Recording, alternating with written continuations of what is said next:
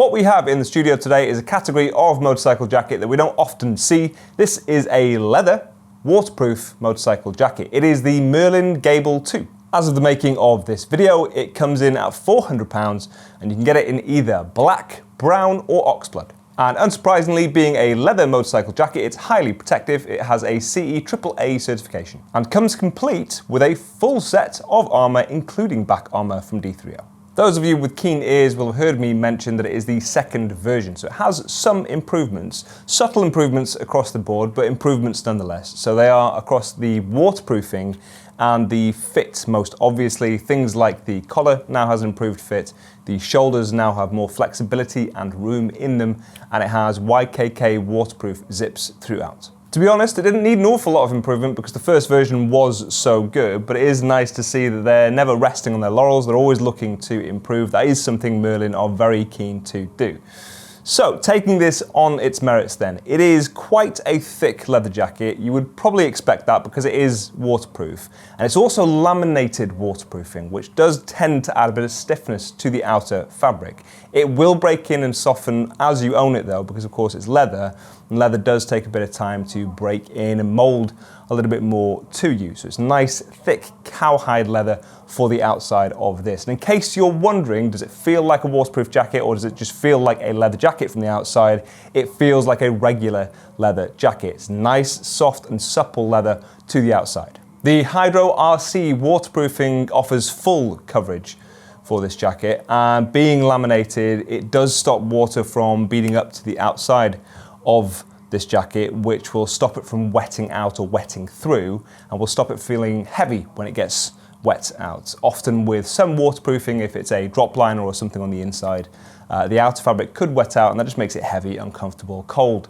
as well, which you won't get with this. For those of you that are interested in specific statistics, the waterproofing is rated at 10,000 millimeters and the breathability is rated to 8,000 millimeters. So they will say that it is a breathable membrane. In our experience, you don't really get full waterproofing and breathability. It's kind of an oxymoron that you could have the two combined. It will be somewhat breathable, but obviously it's a waterproof jacket. It has to be waterproof. That's the key thing here. It's the key selling point to it. It does have vents though. So as far as breathability goes, you'll see these YKK zips, waterproof zips again, but you've got vents on your chest. You can open those out and allow some breathability through. And of course, exhaust vents around your ribs, which is crucial because the air needs somewhere to go. So that's out the back side there. I love the look and the fit of this. It is very well structured. It's quite a square looking jacket. It's quite a square fit as well, but not boxy.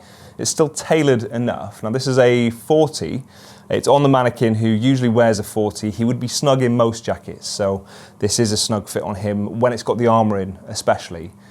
So bear that in mind, but actually I would say that does mean that the sizing is accurate. And having tried it on myself, again, sizing is accurate. It is relatively thick.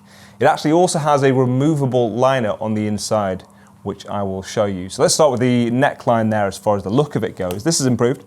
So it's got this comfort section around your neck, so that's a little bit softer against there.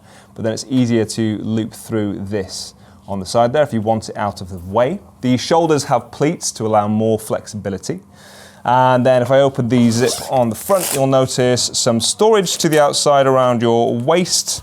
You also have storage on the inside and this removable 125 gram thermal lining. It does make it thicker, so obviously if you want to make it a little bit thinner for yourself or if it's warmer out, then of course take this out. But it's got pockets and storage on the liner itself and also on the jacket. On the inside it has a mesh liner to the back of this leather outer and of course the laminated membrane. Also something that is not commonly found in almost any jacket is that it includes back armor. So it has D3O LP1 armor for your shoulders and your elbows, and it comes with level 1 back protector included. Often there'll be a pocket on most jackets, but they won't include the armor, so it's nice even at this price point that you will include back armor. It's a rare kind of jacket. You don't often see waterproof leather jackets, probably for a reason. It's hard to do, and it tends to boost the price a little bit. So it's not got an awful lot of competition. I can't think of a lot of other jackets to actually compare this to.